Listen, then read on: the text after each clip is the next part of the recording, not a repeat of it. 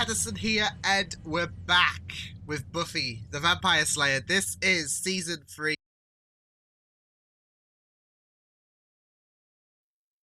Put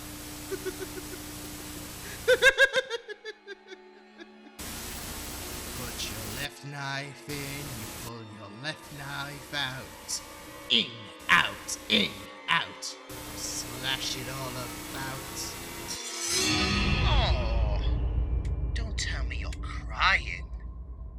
You were expecting Liam to drop a special Buffy the Vampire Slayer reaction as some kind of special Christmas treat because you were all angels.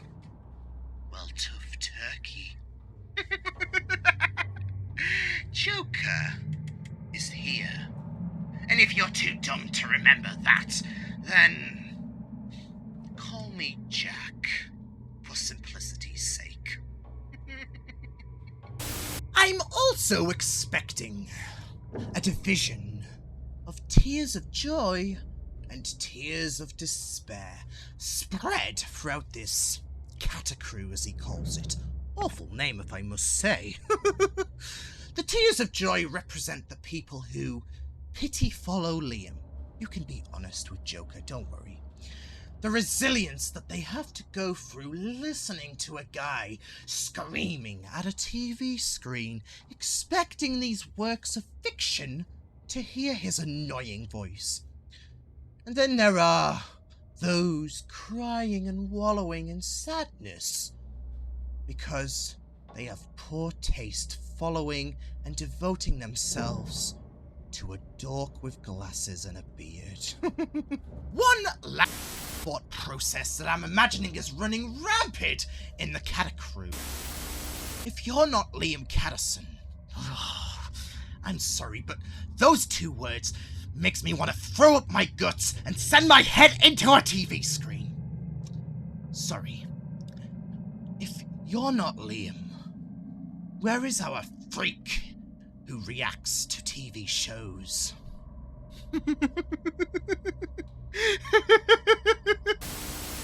He's a bit tied up at the minute. But don't worry. Joker is here to entertain you all. Now, since it's Christmas Day, and I am the character who loves to give, I thought that I would come back.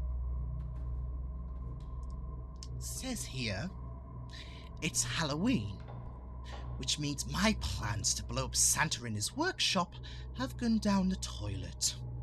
Just like the kid's puppy I drowned the other day, actually. But don't worry. Despite me being tricked, I still come bearing treats for you all. Where is my book? Harley, where is my book? Oopsie. Must have misplaced it. Clumsy me. But as I was going to say, my treat on this Halloween day is a few of my quotes that I do read to myself to sleep every night because they are so wonderful.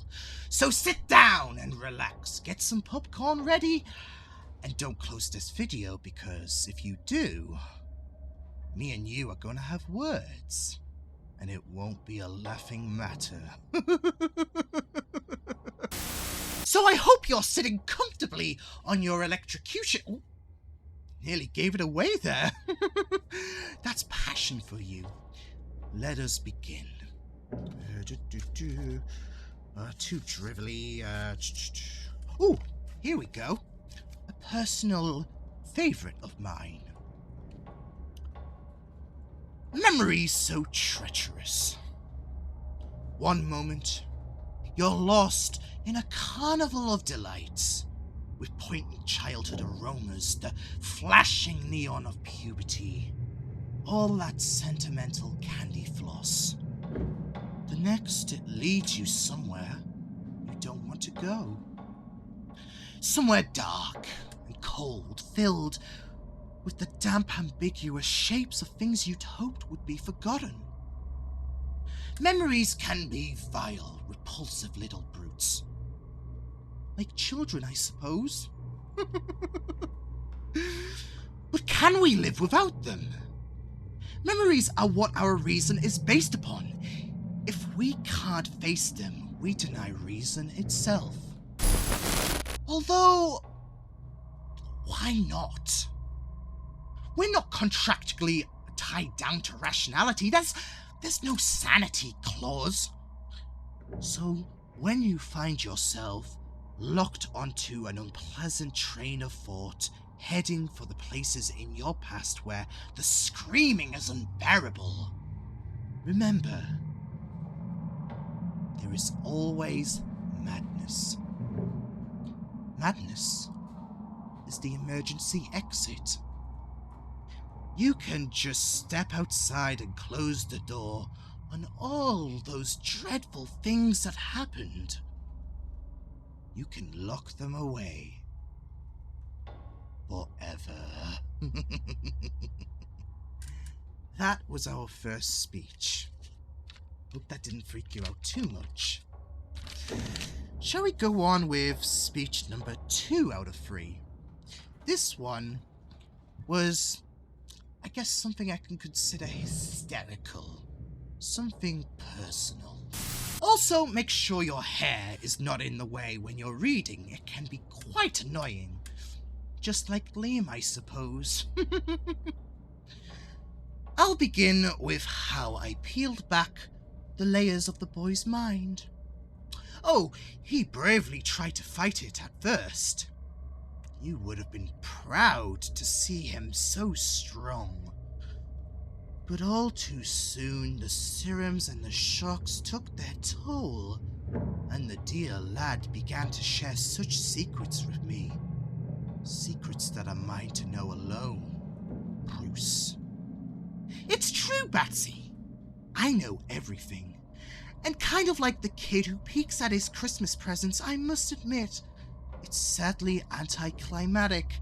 Behind all the stern and batarangs, you're just a little boy in a play suit crying for mommy and daddy. It'd be funny if it weren't so pathetic. What the heck? I'll laugh anyways. Personal favorite. Before we do get on to our final speech, I just want to say how great it is to be free. That's the thing with us. We are all constrained to our own prisons. And then when you're like me, the creative juices flow. That's kind of similar to what this next speech is going to be about.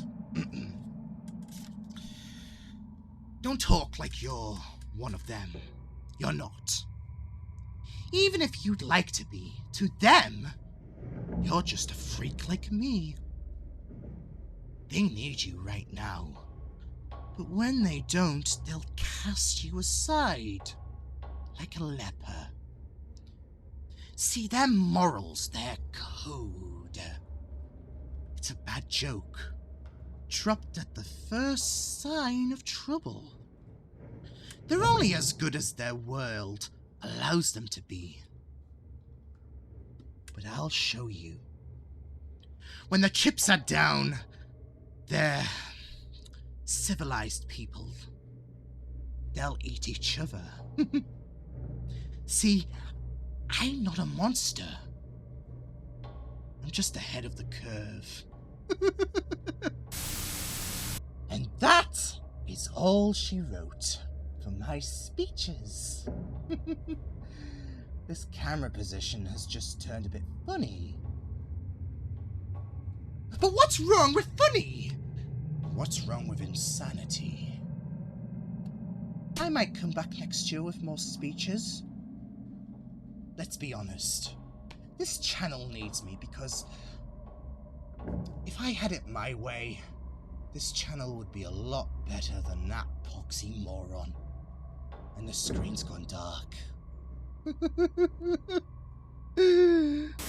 As I was saying before I was rudely interrupted, don't do that again, or I will get the hammer out.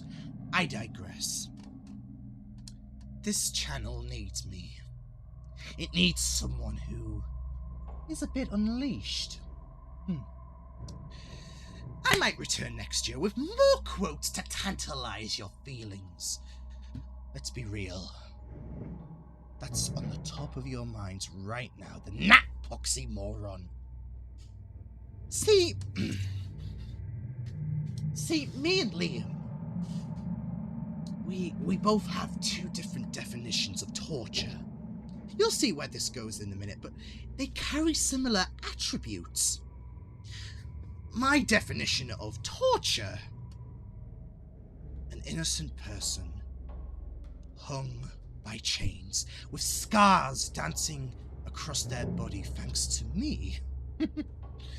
Bones breaking in a million pieces, and their screams, tears, their agony projecting to the ceiling.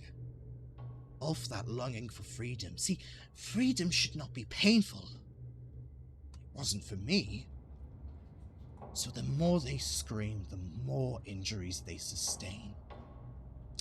Liam, on the other hand, he's the one that does the screaming, the agony, the crying, the gasps. And then you ask, where's the torture in that? You're the one watching him. You're the one being tortured as he is inflicting these wounds on you. But that's it for me today. Hope you all have a happy Halloween. And I lied. You should never trust me. There's one more quote that I've got to end on. Good night.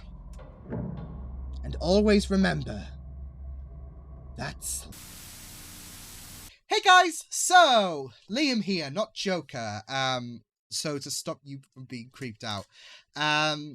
Yeah, I thought I did this video because I thought it would be fun. Since I knew I was going to be Joker for Halloween, I thought, why not read out a few of his quotes, since I have had a bit of experience putting on Joker's voice in the past for like a similar role. And I thought, why not? Why not utilize this for my channel? Do something a little bit eccentric for Halloween this year. And I think it worked out a lot better than I thought it was going to go. My improv, of course, will need some improvement. But yeah, there was a few things that was unplanned, in my head that I added last minute, like the whole dark area in the room. I think it transpired well on the screen, but yeah, hopefully you guys enjoyed this video. It was a lot of fun pretending, or was I pretending? I'm kidding. It was a lot of fun pretending to be Joker and reading out these lines. So hopefully you guys had fun watching this video as well.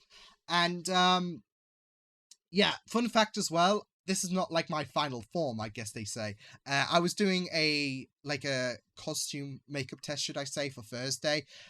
So if you guys want to see me in my Joker outfit again, then you can check out the Bounties Chase, which will be 7 PM GMT. It should be a few hours, or a couple of hours, after this video has been first published. So yeah, hopefully you guys have a very safe and fun Halloween.